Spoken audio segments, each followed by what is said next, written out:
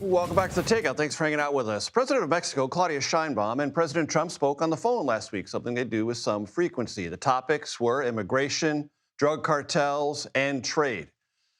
Mexico's ambassador to the United States, his name is Esteban Moctezuma, joined me earlier today for a pretty wide-ranging conversation on those and other issues affecting both nations. Here is part of that conversation. Mr. Ambassador, it's great to have you here. Thanks for joining us. Mayor, thank you for having me. I want to play for you sound that I know you're familiar with. What brought your attention to come here to respond. It's from Peter Schweizer about his new book, Invisible Coup, and Mexico, Consulates in America, and Political Involvement. Please listen. Mexico has 53 consulates in the United States. The UK and China have 6 and 7, respectively. Massive number. And as I lay out in the book, and I name the officials, these consular officials who are diplomats are engaged in supporting political activities, trying to affect presidential elections. So they may not have the complete success they hope to, but it's not for a lack of trying. Mr. Ambassador, how do you respond to that? Peter also said in our interview and others that it's not just political involvement, it's resistance to President Trump. Well, first of all, it's completely false because, as you know, we follow the Vienna Convention, and that's a very clear law, international law for every consulate. And what we do in the United States is what the U.S. does in Mexico. You have 9 consulates for 1.6 million Americans that live in Mexico. You know, Mexico is the country where more Americans live outside the U.S. If you do the maths, there are almost 40 million Mexicans in the U.S. Right. We should have 200 consulates instead of 53. Also, the U.S. is very big. It's about 5 times bigger than Mexico. So you need consulates to reach all the geography.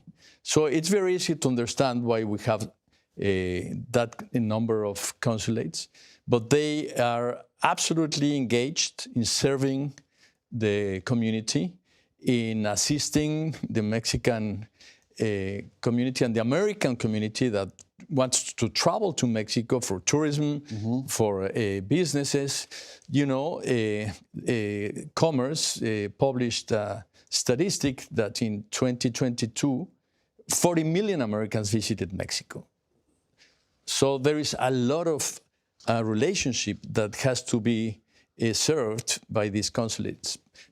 The suggestion in Peter's book is that immigration and the consulates and political involvement may not be direct, but it's indirect, and it has a, if not nefarious, a measurable impact on American politics in a way that advances Mexico's interest at the detriment of American interests. How do you respond to that? Well, first of all, he says that there is an opposition to President Trump. If you look at the numbers, in 2016, President Trump had about 28% of the Latino vote. And in 2024, 48%. I raised that with Peter. Yeah, almost doubled. But also, if you look at Mexican migration, where is the mass migration of Mexicans if migration of Mexicans has dropped sharply since the year 2000 up to these days? So the number of people that are coming to the U.S. is not Mexicans as they used to be. So that's also different. And another thing that you can analyze is that the number of Mexicans that can become Americans in the U.S. is about 34% of the ones that have the right to become citizens. So if there was this idea of getting into internal politics, that number should have been bigger. So if you see reality, it's against that vision of Mexico having mass migration as a weapon, because he says that we want to recover what we lost in the 1848 war. Now, just imagine. I don't think anybody can really believe that story. Because that's another theme of the book, that reconquista, the idea of recapturing all that was lost in the 19th century, is embedded in Mexican political dialogue. Well, just imagine, in 1848, imagine the army of the US and the army of Mexico.